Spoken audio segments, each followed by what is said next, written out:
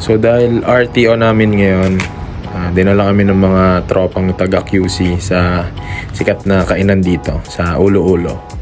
Ayan yun yung red na gate. Tayo si tatay. Pasok na tayo. Lunch time ngayon, madaming tao.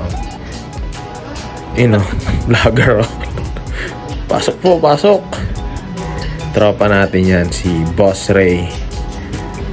So yun, marami bukod dun sa Ulo-Ulo, marami namang ulam. May laing, spicy adobo, tortang talong, crab omelette, lechong kawali, kilawing tanige, may kinunot, yung pagi. Ito talaga yung dinayo natin, yung Ulo-Ulo. Halo-halong ulo daw to ng isda. Salmon, maya-maya, depende daw. 80s pa raw tong kainan na to, kaya dinadayo. Masarap nga. Ayan na siya. Dumating na. Yung sabaw. Only rin yung sabaw. Pwedeng ipaligo. Kung gusto mo lang. Sabi ni Ray, mas maraming sili, mas masarap. Siya naglagay niya, pero hindi siya yung kumain.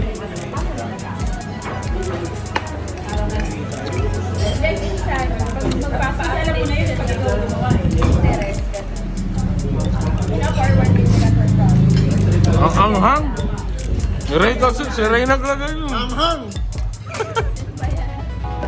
So ayun, sarap ng sausawan. May bagong isda sila. Kasi yung Ulo-Ulo, may patis. Depende sa timpla mo na lang. So, bukas daw to from 10 a.m.